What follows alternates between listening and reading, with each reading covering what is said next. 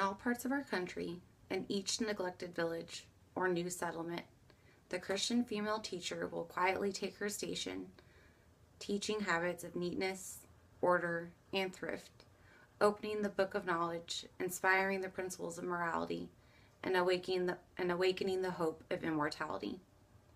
Catherine Beecher, 1840s member of the Board of National Popular Education.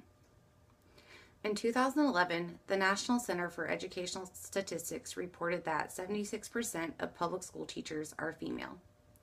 In fact, teaching has long been considered as a female profession, yet it was not always this way.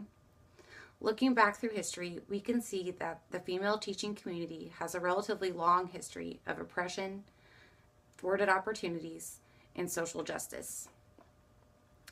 Throughout this speech, I will examine the historical record of female educators in America, what it means to be a member of and to belong to the female teaching community, and the current issues that the community faces. As far back as colonial times, teaching was a male-dominated profession. William Welsby, the author of The American Teacher, Evolution of a Profession Through Democracy, writes, in the 17th and 18th century, colonial America, most school teachers were men for a variety of reasons. In early America, most women were denied the opportunity to be educated themselves, and it was thought that women could not effectively curb the misbehavior of students. Generally speaking, a woman's place was considered to be in her home. Additionally, colonial schoolmasters were expected to perform extra duties, such as grave digging, thus another reason why women could not execute the role of educator. Gradually, the concept of female educator evolved, and they were called schoolmistresses. A schoolmistress began to replace a schoolmaster in the summer months, at that time considered April through September. These dame schools were the women primarily taught young children, and their pay was half that of a schoolmaster. The acceptance of females as teachers began to grow into the 19th century. We can see the trend toward females in the education profession has grown over time. Next, let's examine the transition from male to female educators in public schools. Up until 1830, most teachers were men. Most women were uneducated, had not gone to school, and their place was in the home. Due to changing views of equality, teaching institutions began to accept women applicants, and many women's colleges were founded. For example, Troy Seminary, Mount Holyoke, and Vassar were just a few colleges dedicated to the education of women and who prepared women as educators. The Civil War was also a major catalyst to change. With the majority of men fighting in the Civil War, women replaced them in the schools and classrooms throughout the country. In Indiana, the rate of male teachers in 1859 was 80%. This statistic had fallen to 58% by 1864. We can see the drastic change in the gender majority. For the first time in history, there were more women teachers than men. According to Welsby, by 1857, 71% of teachers in Connecticut alone were female. Female teachers were seen as protectors of morality, neat and quiet, and were beginning to be seen as better suited to teaching than men.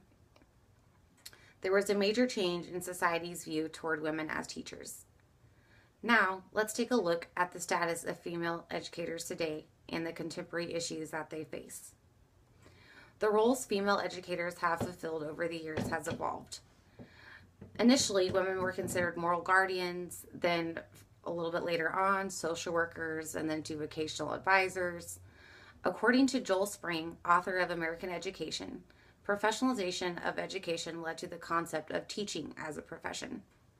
There are many teacher preparation programs throughout the country and professional organizations that serve teachers and female teachers. One of these organizations is the National Coalition for Women and Girls in Education. Current issues that women educators face include low salaries, unequal treatment in the workplace, the active challenging of stereotypes, the changing legislation in education such as the No Child Left Behind Act and Race to the Top, and performance-based pay. Other issues that they face is being perceived as weak and ineffective. We can see that this was a reason that women were barred from teaching in the beginning, and this stereotype still exists today.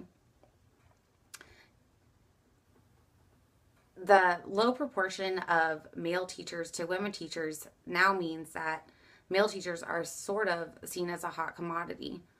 I know that being a male teacher can almost guarantee you a job because male teachers are so rare in the profession, especially in early childhood education.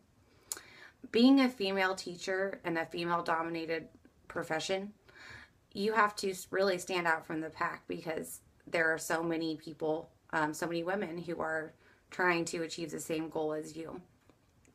But also, an important issue for women as educators is that women educators need to stick together. We're a community that has faced oppression, faced social injustice, faced years of challenging, finally getting the right to vote not even 100 years ago.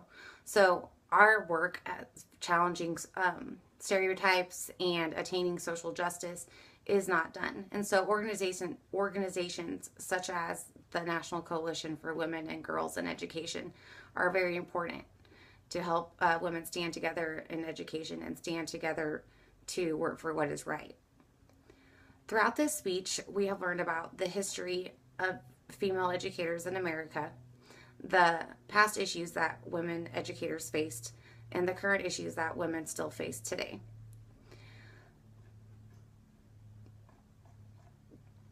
Catherine Beecher, the woman whose quote I read at the beginning of this speech, spoke of women as being moral and quiet and neat, and in that respect, better suited to education.